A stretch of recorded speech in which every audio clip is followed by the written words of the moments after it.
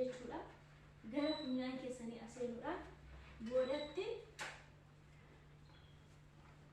alarjikii yookiin saayinasii isa jedhamu siin qabsiisuu danda'a jechuudha. Kanaaf gaafa waan akkasii qulqulleessitanii daaraan inni mana isaanii keessaa akka daaraa keenyaa miti jechuudha. Nuyi waan keessatti guddanne hin beeknaa, kan keessatti tolfannee nyaannu hin beeknaa, ibiddi maal akka ta'e hin beekna jechuudha. Daaraan inni ibiddaa fi inni kun tokko jechuudha. Inni kun dhugaa isin jedha alarjikii baay'ee qaba. Hamma baay'ina funyaan keenya na dhukkubaa jira jechuudha. Sababa waan kanaatiif jechuudha. Daaraan inni akka mana daaraan nama qaburaan jedhanii isaan mana isaanii keessa jiru. Baay'ee alarjikii isa ol kaadha jechuudha. Of eeggannoo gochuus barbaachisaa akka keessaniif illee funyaan keessa irratti maaskii godhachuu qabdu jechuudha. Yeroo hundaa yoo maaskillee haramoonni tokko silaa birrii dhaboo maaskillee yoo dhabdan shawara ishaan buufattanii hojjettanii akkana gochuudhaan jechuudha. Akkana gochuudhaan tooftaa barbaaddatanii ittiin hojjechuu qabdu jechuudha. Tooftaa godhattanii hojjechuu qabdu jechuudha. Hamma amma keessas yeroo deemtan yeroo mana sana qulqulleessitan jechuudha. Akkana gochuu qabdan. Kanas immoo of gararraatti gaafa maaftanii of eeggannoo gochuu qabdu jechuudha. Gara funyaan keessanii gara fuula keessanii deemuu qabu.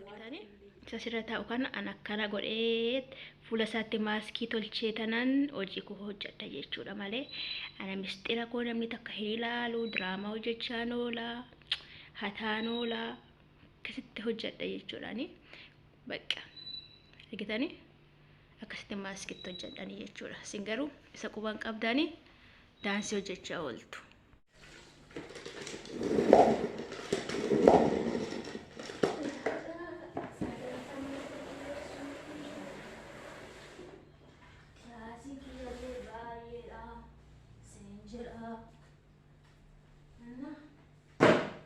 Kasane kasih pada bercaulah. Ega kana hojjettani jechuudha. Kana keessa dhaabbatanii waan kana video kana waraabee maaltu isinitti dhaga'ama gaafa maslaalii yaabballee qaburaa isaanii haraawulu gaafa mana isaanii waan baay'ee gochaa oolu isaan garuu isin jedhamti kan ta'a isinitti agarsiisa wanti isaan nama eegan jechuudha. Egaa gaafa akkasitti bakka dhukaan isin akka namummaatti lakkaa'amne ta'anii hojjanna garuu jechuudha. Bolota asittis tuffatamne biyyatti tuffatamuu qabu waan lama tuffatamuu qabu waan lama baduu qabu waan lama si'a lama dhiibbachuu qabu jechuudha.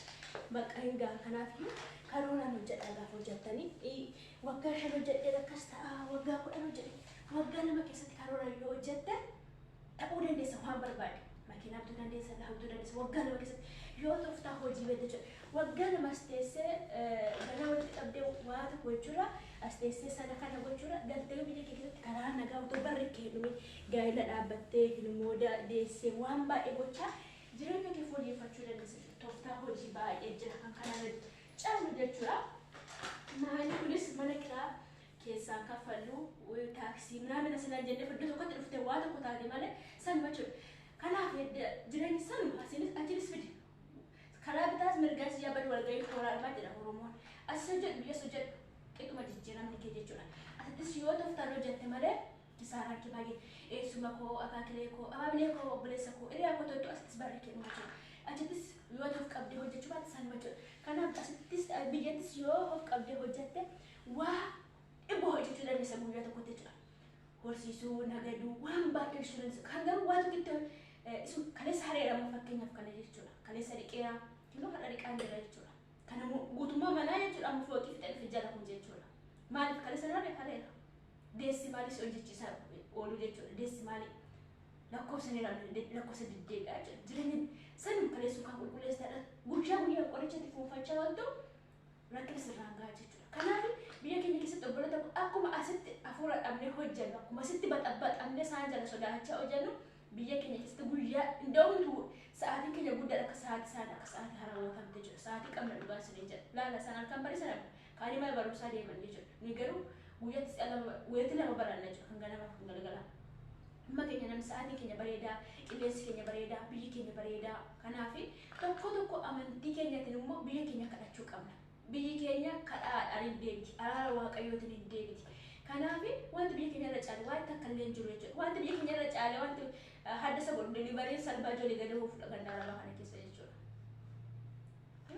Kana jechuudha. Isaan immoo wanti nurraa isaan adda isaan godhu immoo cimanii barumsa isaanii baratu jechuudha. Ijoollee isaanii akka isaan barsiisan laala. Ijoollee isaanii hin gadhiisan, ijoollee isaanii haala noolanii, ijoollee isaanii joottoonii taphatan, ijoollee isaanii safara keessa deeman. Yeroo dhufan qabaatan isaa irratti mana keessatti barumsa hojjechaa oolu jechuudha. Waa'ee barumsaa irratti tokkotti godhu. Gaafa asii baa waggaa 15 waggaa 16 waggaa 20 gara hojii isaatti bobba'u jechuudha. Keenya immoo dadhee kutaa jaawwan darbinaan hanna heeruma soba minamina deemti jechuudha. Kanaaf guddina dhabne. Waan hojjetu duratti yoo tokkotti goone hojjenne nama keenya sa'aatii qabu jiru. Amma waa biqilchanii dallaa isaanii keessa waa argachuu danda'u hin argatan. Hin qaban qilleensa keenya biyya keenya gaa hin qaban. Waa hundi qarshii isaatiin nyaatu jedhu. Tooftaa qarshii isaatiin akka gargariin cinni nyaata kanamu barumsa isaanii baratan xiyyeeffatanii jechuudha. Tokko tokko mana maatii isaanii baratanii baanii kana birrii kuma tokko birrii kuma 800 birrii kuma 500 birrii 100 birrii 800 nuqaxatanii nuti qabatu jechuudha. Kanaaf hojii baay'ee hojjechuu dandeenya guyyaa tokko keessatti jechuudha. Akkuma san deessimaalee hojjechaa olii yoo biyya keenya keessatti wayi tokko guliitti deemte wayi tokko nagada wayi tokko horsiisa wayi tokko sammuu siif jechuudha qarshiin sanuma jechuudha. Kanaaf yoo immoo dhufu sanatti sirriidha yoo hin dhufu ta'e tooftaatiin hojjettu baafachuu qabdu. Namoonni baay'een dhimmi isaanii dhimma jireenya godoodha jechuudha. Mana itti galan jechuudha. Mana itti galtu sana edda yaadda dhufte mana itti galtu sana waan harkatti qabatu sana bira gahiitii kan biraatti darbi. Otoo hojjechaa jirtu jaalalaan jalajjanamta. Kaayyoo keessa kaagata obboleetti koo baay'ee sobni jaalalaa baay'ee karoora namoota baay'ee ta'e.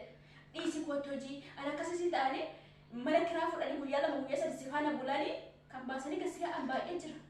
Maatii kan akkatti galtu wallaalta kan qaanofte hafte baay'ee kee jira dhokattee amma masangidoo kana hojjechaa baay'ee jira jechuudha. Sababii jinjanaati jechuudha.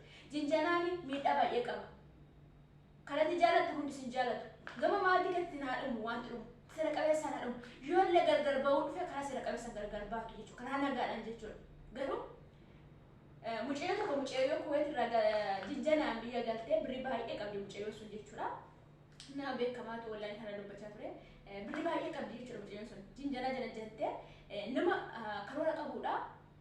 Alaamaa qabdi birrii baay'ee qabdi birrii miliyoona tokko ol qabdi kuweet hojjette jechuudha. Jinjanaa akka malee wal godhanna gurbaa kana jechuudha. Mucayyoon alaamaa qabdi maatii qabdi maatirraa baatee alaamaa qabdi waan ta'eef maalummaan gurbaa itti bareedeera. Karoora ishiis itti bareedeera. Qarshii iddoo walitti qabatte sana walitti qabatte jirti garuu akka wal jalajananii wal arguu qabna booleetti ta'e jechuudha. Booleedhaa wajjin galuu qabna malee tasuma maatii bira gahuu hin qabdu inni afurraa jedhee. Jaalalli baay'een obboloota koo kan ija nama jaalala ijaan qabne baay'ee jira.